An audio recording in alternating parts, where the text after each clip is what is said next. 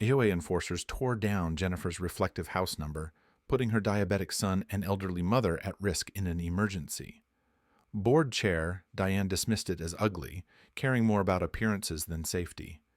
But Jennifer called in the fire marshal, and what happened next changed everything. Just wait until you hear how one mother's fight exposed a dangerous abuse of power and turned the tables for good. Jennifer Cole pulled into her driveway just past sunset, headlights brushing the familiar edge of her small, white porch. It had been a grueling 12-hour shift at the trauma center, 3 emergency surgeries, 1 fatality, and barely time for a sandwich. All she wanted was to slip off her scrubs, kiss her son goodnight, and check on her mom upstairs. But the moment she stepped onto the porch, she stopped. The house felt wrong. It took her a few seconds to realize what it was. The reflective black and gold address plaque, bolted just beneath the porch light, was missing. In its place were 4 stripped holes and a dark, uneven outline on the siding. Her brow furrowed. She crouched, running her fingers along the scratched paint and broken sealant. The screws had been yanked straight out of the wood. Whoever did it hadn't even tried to patch the damage. A plastic envelope was stuck in the screen door flap, curled from the wind. It was standard HOA stock, white label, all caps font. Jennifer opened it with a practiced sigh, expecting a notice about weeds or recycling bins. But the words inside stopped her cold. Dear resident, your address display does not conform to HOA aesthetic regulations. Immediate removal was required. The board reserves the right to perform corrective action in cases of noncompliance. Her hand trembled as she reread the letter. Corrective action? That wasn't just a sign. They'd removed a required safety feature. That plaque had been ordered through the county site 2 years ago. Reflective coating, fire code compliant, drilled and signed off by the local inspector. Jennifer wasn't just a homeowner. She was a nurse, a single mom, and the primary caregiver to her 70-year-old mother, who had trouble walking. Her son Ben was 10, insulin dependent, and wore a medical alert bracelet everywhere. If EMS ever had to come in a rush, stroke, hypoglycemia, house fire, and couldn't find the address in the dark, her chest tightened. She dropped her purse and ran inside, straight to the hallway camera panel. She scrolled through the morning footage, skipping past empty motion triggers, squirrels, mail truck, shadows, until a timestamp caught her eye. 10:42 a.m. Benedicte. 2 figures stepped into frame, Diane Sutherland and Vic Hughes, both in the standard HOA windbreakers. Diane wore her usual power walk expression. Vic carried a Ryobi drill in one hand and a black contractor's garbage bag in the other. They didn't knock, didn't ring, didn't even look at the doorbell camera. Diane pointed once, Vic climbed the step, and in less than a minute, they were pulling the plaque off the siding like they were harvesting trash. Jennifer watched in silence as Diane stuffed the sign into the garbage bag and walked off down the path, smiling. There had been no warning, no citation, no appeal window, just silent removal of something that could cost lives. And they acted like it was just another item to clean up. Jennifer didn't wait. The moment she got Ben off to school, she made the call. The HOA office line rang 5 times before someone picked up. Neighborhood compliance, came a familiar voice. Diane Sutherland. Jennifer kept her tone even. This is Jennifer Cole on Birchwood Court. I'm calling about my address plaque. Someone from the HOA removed it without notice or cause. That's a fire code violation. There was a pause. Then came a chuckle. Oh, that, Diane said, her voice coated in sugar and smugness. You're welcome. That number was hideous. Didn't match anything on your block. Trust me, you'll thank us when your property value doesn't tank. Jennifer clenched the phone. It was reflective, county approved. It's required for EMS visibility. Diane didn't flinch. You should have picked a style that blended better. We're streamlining the look of the neighborhood. Everyone benefits. Jennifer hung up, not because she was finished, but because she didn't trust herself to say another word. That night, while setting Ben's glucose monitor, he looked up and asked, Mom, if I pass out again, will the ambulance still find us? Jennifer smiled and nodded, but inside, something shifted. She didn't sleep.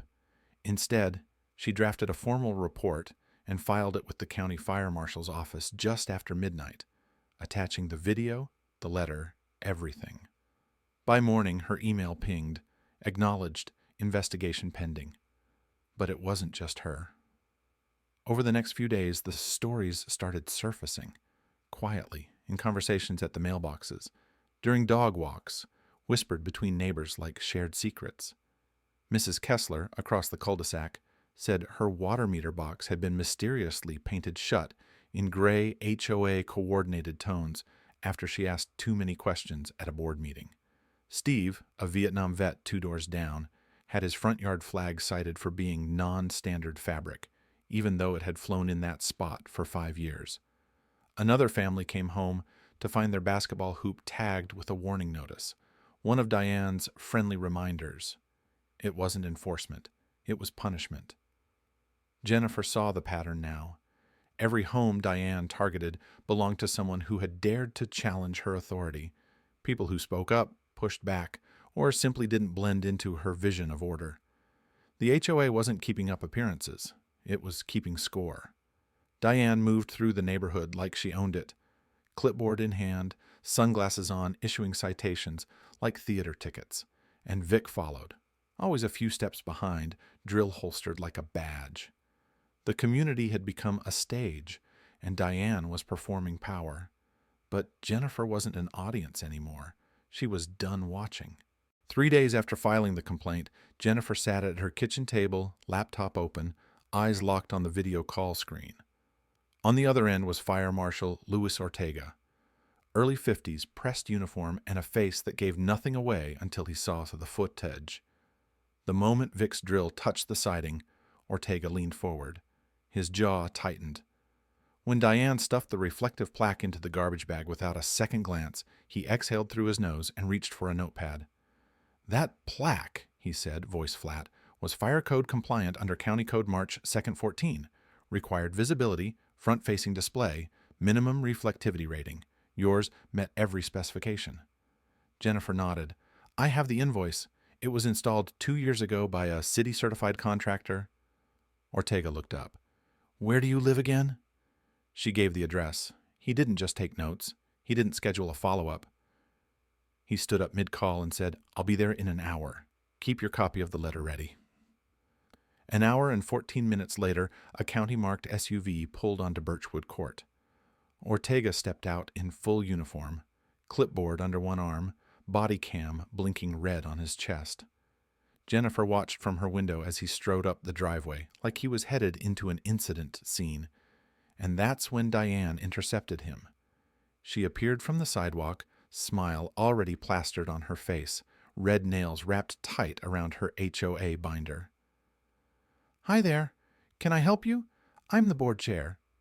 Diane Sutherland." Ortega didn't even slow down. "I'm not here for the board. I'm here for the code violation. And according to your correspondence, you personally ordered the removal of a life safety identifier." Diane's smile flickered. "It wasn't up to standards. It was, you're not an inspector, you're not certified to interpret compliance, and yet you authorized the removal of required safety signage on a residential structure. That's tampering with emergency response access." She tried to laugh it off. Ortega didn't. He wrote the citation right there on Jennifer's porch and read it aloud for the camera. 1 count, unauthorized removal of emergency location signage, Code March 2nd 14, subsection A, obstruction or degradation of emergency visibility, penalty assigned to individual giving order of action. Vic stepped in, clearly rattled. "Look, I was just doing what I was told. It was her idea." Ortega turned to him, calm but direct. "So was the guy who poured the wrong concrete slab and blocked a trauma unit from getting to a seizure call last fall. Know who paid that lawsuit?" Vic didn't answer. "I'll give you a hint," Ortega added. "Not the concrete." Jennifer stood quietly at the top of her porch stairs, arms crossed. For the first time in weeks, she didn't feel helpless. She felt like something had finally snapped back into place. Less than 48 hours after Fire Marshal Ortega's visit, the county issued a formal cease and desist order against the Birchwood HOA. The charge? unauthorized interference with state-mandated emergency signage. The notice didn't mince words, an action which may delay or compromise emergency medical response. Diane Sutherland and Vic Hughes weren't protected by board titles anymore. Ortega's report named them both directly, holding them accountable for the decision to remove a fire-compliant house number without cause or authority. They were each hit with misdemeanor citations. The community buzzed, not with gossip, but with energy, like the neighborhood had woken up after a long fog. People nodded at Jennifer on her morning walks. Someone left a thank you note on her mailbox. The fire department returned that Friday, this time with full gear.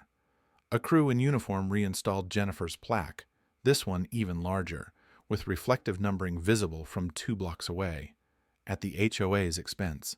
And, just to be sure the point was clear, a fire truck idled at the curb, with its lights flashing red and gold, while a firefighter confirmed sightlines from the road and surrounding intersections. There was no mistaking it now. Jennifer's home was visible, identifiable, safe. The next week, an emergency HOA board vote was held in the clubhouse. Jennifer didn't campaign. She didn't need to. Half the neighborhood showed up, retirees, young families, a teenager in a scout uniform, even Steve, with the non-standard flag, came in his wheelchair. And when the ballots were counted, Diane had been voted out with a 3-1 margin. Jennifer didn't gloat, but she did smile, especially when Ben tugged on her arm and held up his homemade sign, cut from a cereal box and colored with Sharpie. "My house has a number again. Thanks, Mom." It wasn't about revenge. It never was. Jennifer had just wanted her home to be safe.